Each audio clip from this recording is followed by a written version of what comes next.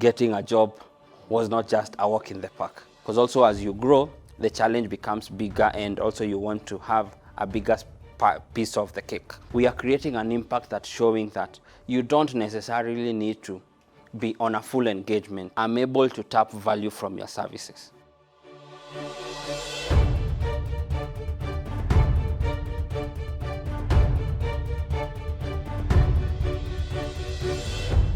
This is the Legends Jasiri Edition.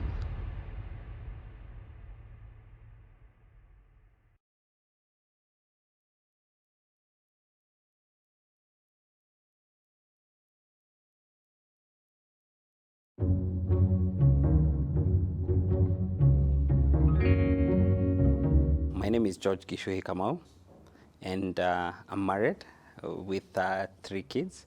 And what I do for a living is I help people run their day-to-day errands with a team that I work with at Errands Guy in ensuring that people's lives keep on moving. My mom used to sell what we call in local language githeri to people in the construction site, so I would find myself helping her. Even when I'm not in class or in school, I'm helping her to go to the site. But apart from that, also later we had a family shop where we would help them in distributing of milk around a nearby estate because we had a corner shop. So for me, my journey for entrepreneurship started a bit earlier, in my earlier days, but now where I came to now rely fully on business was after high school. I did try a small restaurant at Kisumu Ndogo. It didn't work out well. I've tried a cosmetic shop. It didn't do well. And then I went into selling insurance. That I did for some time, but out of challenges here and there that I couldn't be able to get good customers at a goal to sell the insurance products to, I had to look for a side hustle because at that time also I was married and I had a young family. I had 2 small babies. So I couldn't be able to, on a daily basis, ensure that I'm putting something on the table. So there was a discussion, I think, out of frustration. My wife had to pose a question. At that time, it didn't sound so good, but you can imagine that it gave birth to what I do today. That is, she simply asked me a question. George, you are very good. You are leaving the house very smartly dressed, and the whole day you are at work, but we have nothing for supper. How do we progress from here?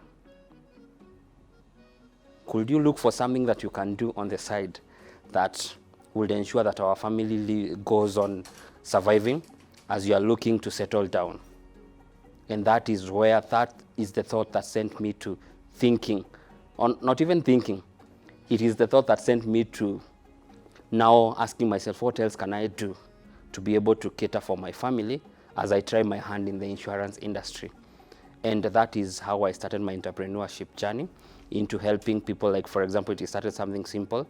Hey, if you have something that you need somebody to help you run around, I can be of help. Because apart from now doing work, I've been very resourceful in people's lives. You'll have a challenge, I'm very fast in coming to your aid. So that's how I started myself in the entrepreneurship journey.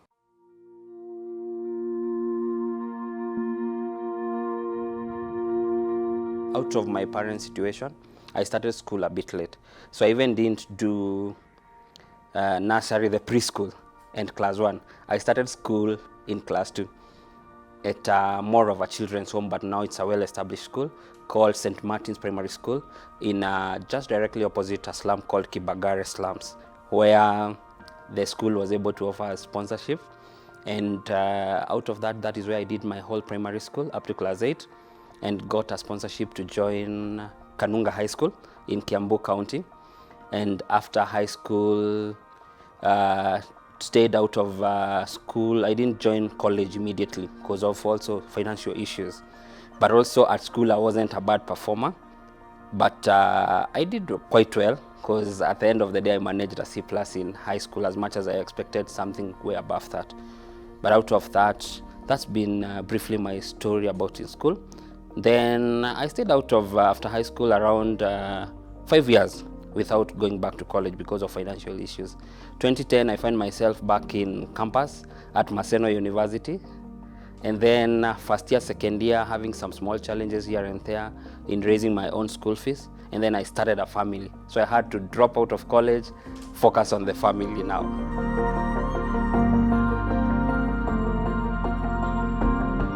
I had taken a course in economics with IT in Maseno. I did first year and second year. And for me, I would say what I do now is based on more of what I could, because for lack of a better word, I'll say, for me, starting what I do now was a means of helping people run around, something that does not require your skills, like you to have been a graduate or you to have had a lot of education. Just that you have some virtues that people can rely on. You can talk to people, you can explain yourself to somebody, and they trust you with an opportunity, maybe for example, running a small errand from them. And out of that, that is how I even came to realize, hey, what I'm doing in fact can be able even to create more opportunities if looked at very carefully, because there's a gap in the market of people that need such services.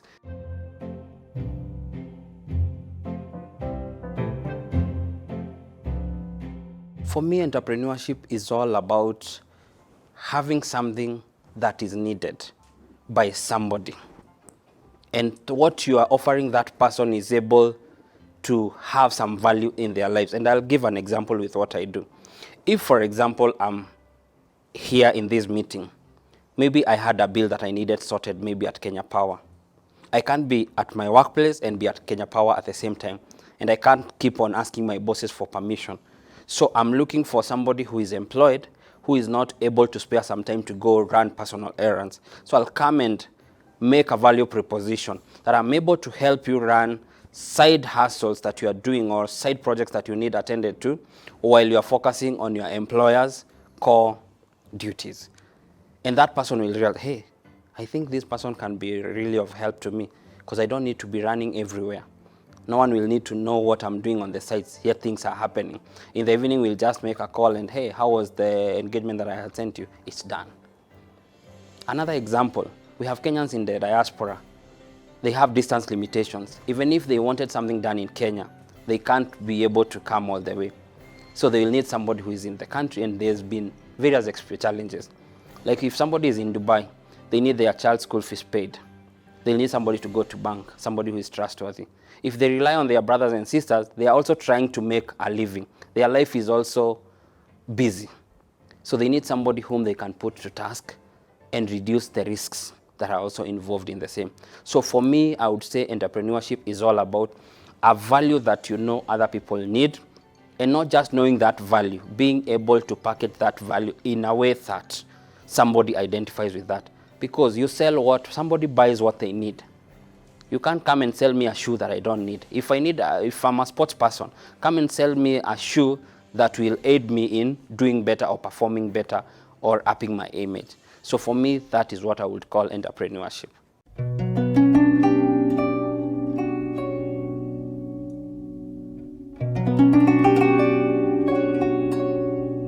Errands Guy is a personal dream coming true in this perspective, that initially I was running things, I was helping people do things for me to put a living, food on the table for my family. So along the line, I realized how many people could be in my situation. If you look at the statistics currently, young people lead in terms of unemployment rates, not just in Kenya, all over Africa and globally. What can be done? If we are looking at the number of jobs that are being created, maybe in the employment sector, they cannot be able to absorb the number of graduates, the number of people leaving high schools, because not all of us are gifted in the same way. Some of us will just find an opportunity to just get a driving license and do a motorbike.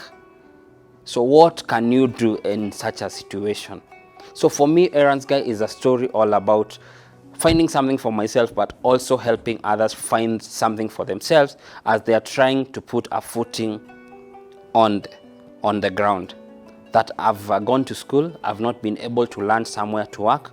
Through Errands Guy, I can be getting some gigs that will help me survive for today and tomorrow have a means to live, as I'm also looking for something else.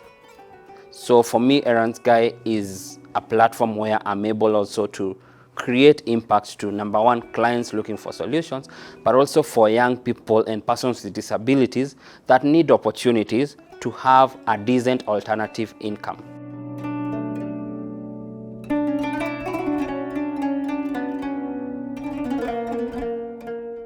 My challenges start immediately from my parents' place.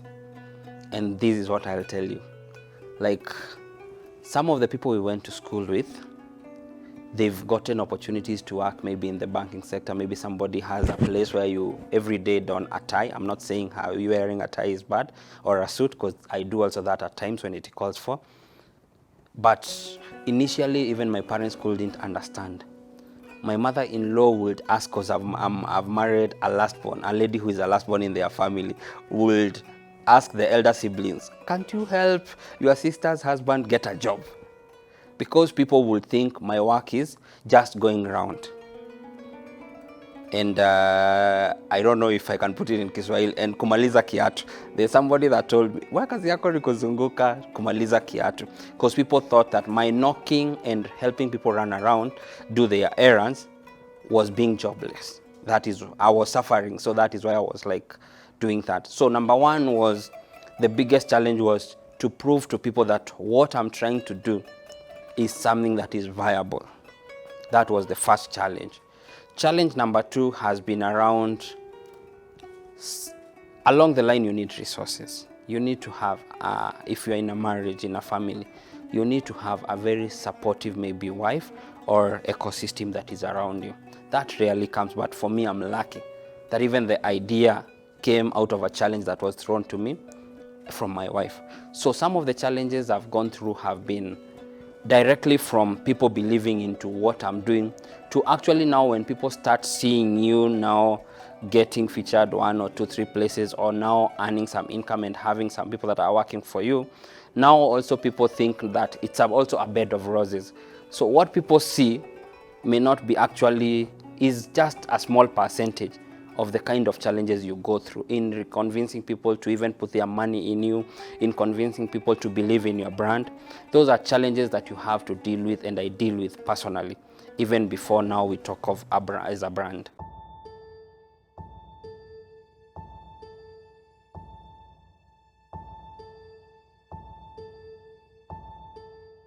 In the first place, I started running errands because I didn't have money. So Errands Guy started on the basis of, I'm helping you run an errand, you give me the 200 bob. Out of that, things grow. I'm finding in a day I'm serving 3 to 4 people. That grows to a point that I will need to have somebody else help me. So I'll negotiate with them. If I'm charging a client 200 bob, I'll pay the other guy 150. I'll keep the 50 bob. So out of that, I'm able to make some small extra monies and be able to now build on the value. It's actually from the sales that we make that we've been able to bootstrap. So for me, the biggest source of revenue has been, where I don't have cash, I use networks. And this is how I use networks as a resource. If I'm coming to you for a delivery, I won't need to pay another marketer to come and do sales for me. I'll come and tell you, hey, the person who has sent me to do this delivery or this errand for you, I do for him A, B, C, D.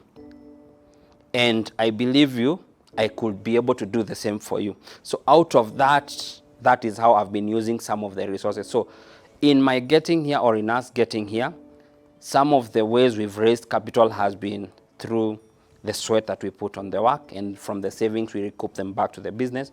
But also we've used other resources that are not financial. They've been more about, can people trust you?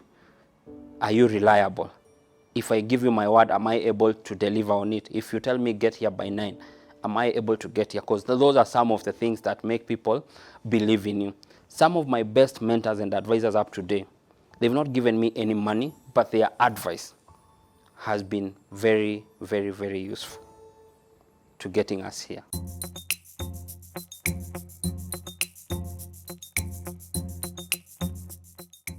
It's interesting how we get our customers, because like I remember the first customer I served up to date, we serve her. She's into the real estate.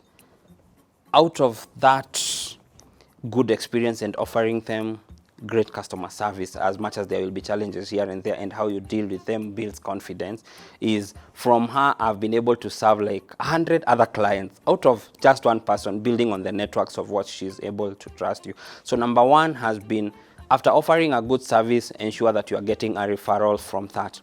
Number two is, if I realize there's somebody who has value in terms of some networks, I'll be able to approach them and maybe, for example, request them to add me maybe to a WhatsApp group that has Kenyans in diaspora, where I can sell value that I can helping those Kenyans in that WhatsApp group run their errands back at home. So how I get my customers has been through word of mouth, knocking on doors and talking to people in pushing our idea. Technology has been a great addition and a great pillar that we are now building our business into. And this is how technology has come into our business. While starting, I was using maybe, for example, the word of mouth. Using technology, building a platform where people can come to and get Errands Guy, because I cannot be at 100 places at the same time. But using technology, digital channels, maybe for example social media, if I'm able to do, or somebody is able to review our business and comment that they were happy about the service that we offered, that comment is maybe visible to millions of people. So that means at one moment when somebody made that comment, it's visible to 100,000 people, as compared maybe to the actual feedback you would have given. George, thank you for the delivery that you've made for me. I'm so happy. That ends there. So technology has become a great pillar in us amplifying and communicating the message, our story, that we want people to know what we are solving for Africans and what we are also, so Africans looking for opportunities and clients that have challenges with running various errands. So for me, technology is an enabler to us reaching more, becoming more efficient and automating processes that I don't need to make 100 calls to people at the same time. That using a platform, I'm able maybe to dispatch 10 errands within a minute. If I was to do that manually, it would have been next to impossible. So technology has become an enabler to our business.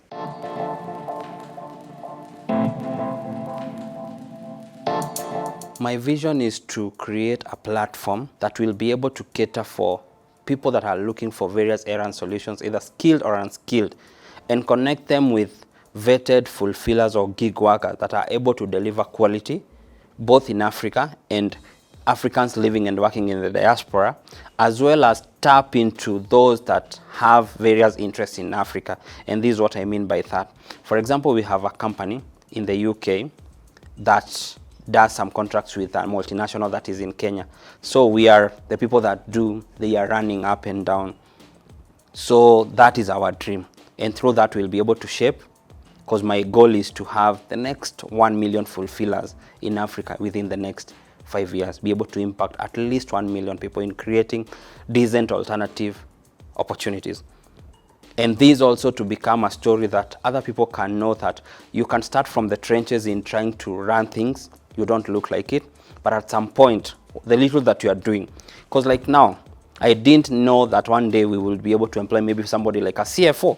When I was starting running errands, you told me one day I'll have somebody doing accounts for us, I think you are a joke. If you told me that someday we will need somebody doing business development for us as an organization, it will seem a joke. But it all started from something very simple, helping somebody go do some shopping, doing a simple delivery. So it's all about in the little idea that one is doing, how much can you magnify it and how well can you make it relevant to more people.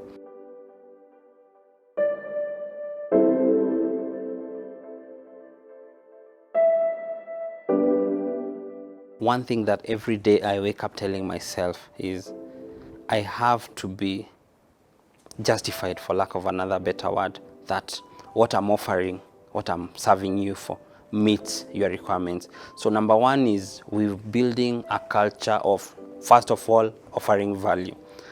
That if a customer came, we have to ensure that what you are looking for, you are able to get it. The key lessons that I've learned, I'll give a few.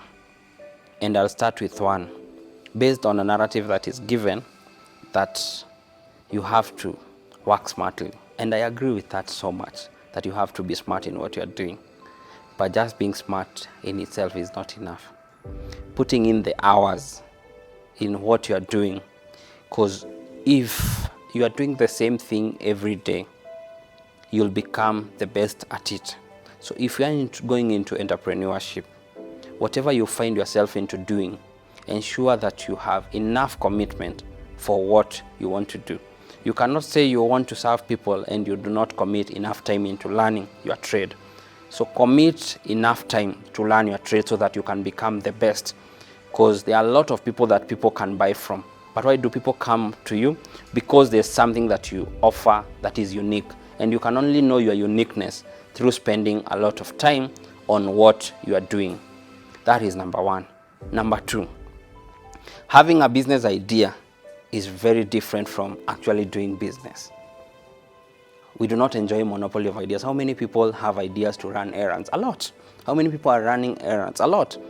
What will make the difference between you and them in the next 5 years is into how much of a dream you want to grow from your business, and are you willing to pay the price?